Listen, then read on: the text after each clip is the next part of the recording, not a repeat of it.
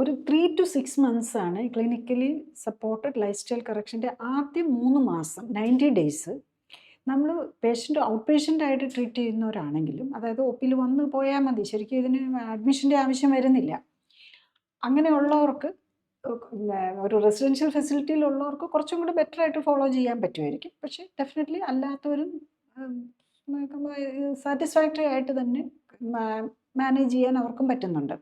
അപ്പോൾ അത് ഓൺലൈനായിട്ട് ടെലിമെഡിസിനായിട്ട് നമ്മൾ ഫോളോ ചെയ്യുന്നുണ്ടാകും. അവർ ആ ഷുഗർ കൺട്രോൾ ആകുന്നത് വരെ ഡെയിലി തന്നെ ഫോളോ അപ്പ് ഉണ്ടാവും. അപ്പോൾ ഒരു 2-3 ദിവസം കൊണ്ട് തന്നെ പേഷ്യൻ്റ് ഷുഗർ കൺട്രോൾ ആകുമ്പോൾ അവരുടെ ആങ്സൈറ്റി പോയി. മരുന്ന് തീർന്നു കഴിയുമ്പോൾ പിന്നെ മരുന്നില്ലാതെ വരുമ്പോൾ ഷുഗർ താന്നു പോകുന്നതിൻ്റെ ഒരു ആങ്സൈറ്റി പ്രശ്നങ്ങൾ വരുന്നില്ല. ഞാൻ അത് കഴിഞ്ഞിട്ട് എന്ത് സംഭവിക്കും എന്നുള്ളതെന്ന് ചോദിച്ചു കഴിഞ്ഞ് കഴിഞ്ഞാൽ, അപ്പോൾ ഈ 3 മാസം കൊണ്ട് അവർ പഠിച്ചു. പിന്നത്തെ 3 മാസം കൊണ്ട് അവരുടെ ഈ സപ്പോർട്ടുകൾ കുറച്ചുകൊണ്ട് വരും. പക്ഷേ ഫോളോ അപ്പ് നമ്മൾ ലൈഫ് ലോങ് തന്നെ കൊടുക്കുന്നുണ്ട്. അത് ആദ്യത്തെ 6 മന്ത്സ് കഴിഞ്ഞ് കഴിഞ്ഞാൽ ഓരോരുത്തരുടെ രോഗം അനുസരിച്ച് മന്ത്ലി അല്ലെ 3 മന്ത്സ് കൂടുമ്പോഴും ഇയർലി 1 ഇയർ ഇയർലി എങ്കിലും മിനിമം ഫോളോ അപ്പ് വേണമെന്നുള്ള. കാരണം ലൈഫ് സ്റ്റൈലല്ലേ, നമ്മളിപ്പോൾ എത്രയാണേലും തെറ്റിക്കും.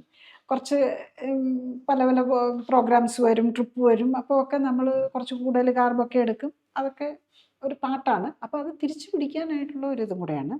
ഞാനതിൽ അത് എങ്ങനെയാണത് മാനേജ് ചെയ്യാൻ പറ്റുന്നുണ്ടോ എന്നുള്ളതിന് ഞാനൊരു എക്സാമ്പിൾ തന്നെ പറയാം. ഇപ്പം ഇതൊരു 72 വയസ്സുള്ള പേഷ്യൻ്റാണ്. അദ്ദേഹത്തിന് ഡയബറ്റീസ് തുടങ്ങിയിട്ട് 35 വർഷമായി.